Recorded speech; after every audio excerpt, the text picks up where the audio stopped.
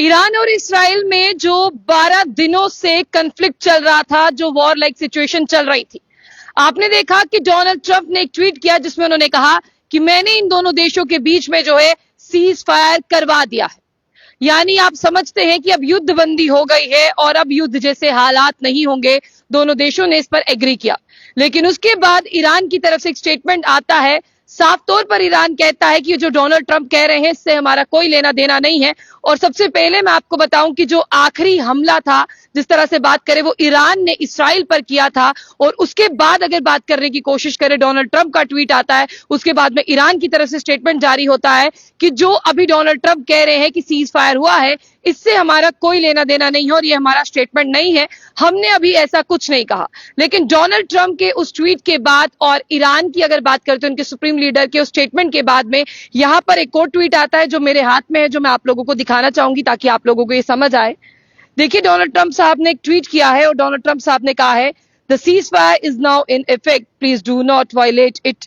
Donald J. Trump, President of the United States. देखिए, वो कह रहे हैं कि अब हो गया है ये सीज फायर और अब नहीं होगा। यानी आप इसे ये समझते हैं कि युद्ध बंदी हो गई है, अब दोनों देश जो हैं वो एक दूसरे पर हमला नहीं करेंगे। यानी आप देखिए कि दोनों तरफ से जो है वो नुकसान हो रहा था, दोनों देशों को नुकसान हो रहा था। लेकिन इस बीच जो ट्रंप है वो आग में घी डालने का काम कर रहे थे। वो आग को बंद करने का नहीं, यानी बुझाने का नहीं, वो आग को और हवा दे रहे थे।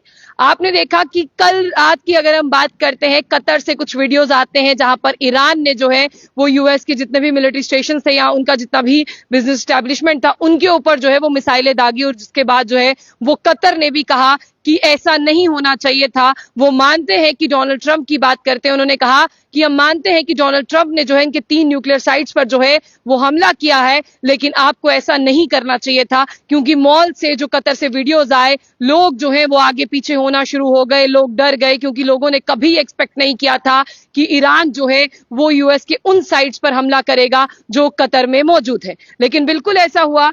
अब मैं आपको बता दूं कि अब आपको ये मानना होगा कि आखिरकार 12 दिन के बाद ही यहाँ पर जो है यहाँ पर युद्ध बंदी की बात करते हैं, सीज फायर की बात करते हैं, वो हुआ है। और जिस तरह से आप देखिए कि यहाँ पर अगर मैं कहने की बात करूं, मिडिल ईस्ट की बात करें तो उसे काफी ज्यादा जो है वो नुकसान हो रहा था। अगर ये जंग ना बंद होती, अगर ये वॉर ना बंद होता, अगर ये कन्फ्लिक्ट ना बंद होता, तो तेल की कीमतें जो है वो आसमान छूती। क्योंकि ईरान ही वो देश है जहां पर सबसे ज्यादा आप देखिए कि तेल के कुएं हैं या तेल के चेक पॉइंट्स है। तो फिर आप देखिए कि जिस तरह से हम गैस की बात करते हैं उसके दाम भी जो है वो बढ़ जाने थे। लेकिन एक मैं आपके सामने एक चीज रखना चाहूंगी, सैयद अब्बास अगाची जो है उन्होंने यहां पर एक ट्वीट किया था। उन्होंने कहा कि देखिए, जो भी इसराइल ने किया है, इसराइल को पनिशमेंट मिलेगी। कौन मरेगा कौन बचेगा ये हम देख लेंगे। हमारे मुल्क के हमारे लोग जो है वो हमारे साथ हैं और हमारे लोग कहते हैं कि एक बार सबक जो है वो सिखाना होगा। लेकिन इसके बावजूद हम आपको बताएं कि डोनाल्ड ट्रंप भी पूरे सुबह से ही, जिस तरह से मैं बात करूं, वो यहाँ पर बने हुए हैं। इसराइल और ईरान का जो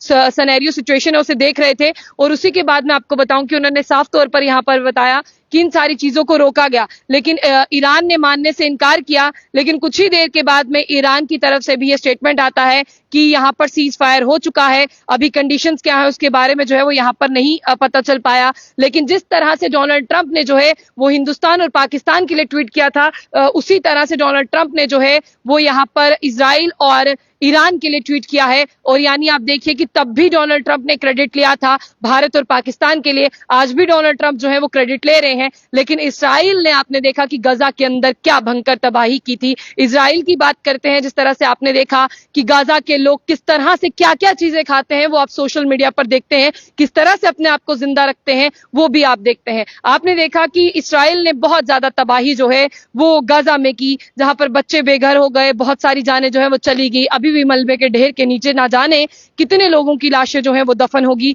ये अभी कोई कह नहीं सकता। लेकिन इसी के साथ मैं आपको ये भी बताना चाहूं कि डोनाल्ड ट्रंप लगातार जो है वो व्हाइट हाउस से यहाँ पर जो ट्वीट कर रहे हैं और इसराइली प्राइम मिनिस्टर की बात करते हैं, बेंजामिन नेतन्याहू की बात करते हैं, उन्होंने भी यहाँ पर एग्री किया है। लेकिन देर रात की मैं बात करूं, तेहरान की अगर हम बात करते हैं, वहां पर जो है हमले हुए हैं और खुद जो है वो माना गया ईरान की तरफ से कि बिल्कुल वहां पर जो है वो हमला हुआ है। लेकिन अभी आप देखिए कि कल रात में बात करूं करूं ईरान की, तो ईरान ने भी जो है यहाँ पर मिसाइल्स जो है वो कतर की तरफ दागे, लेकिन यूएस की जो भी वहां पर बिजनेस एस्टेब्लिशमेंट प्रॉपर्टी थी उन्हें जो है वो भारी नुकसान हुआ। उसके बाद कतर ने भी कहा कि ऐसा नहीं होना चाहिए था। फिलहाल जितने भी लोग मेरे साथ हैं उन्हें ये देखना चाहिए कि जब युद्ध होता है तो दोनों देशों का जो है वो नुकसान होता है।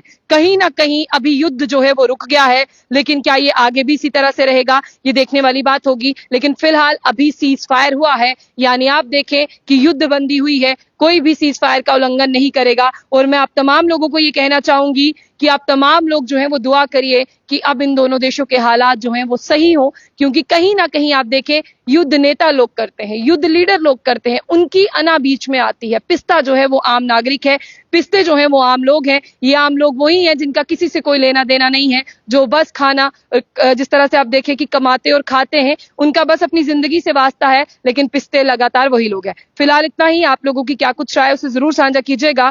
जाने से पहले जो बुलेटिन न्यूज को लाइक और फॉलो करना ना भूले। लेकिन आप इसराइल और ईरान का जो कन्फ्लिक्ट था वो जो है वो रुका है, सीज फायर हुआ है, 12 दिन से ये चल रहा था। डोनाल्ड ट्रंप जो है अब इसका क्रेडिट लेंगे बिल्कुल एज इट इज, जिस तरह से हिंदुस्तान और पाकिस्तान का लिया था। फिलहाल आप लोगों की क्या राय है वो जरूर बताइएगा। जाने से पहले जो बुलेटिन न्यूज को लाइक और फॉलो करना ना भूलें।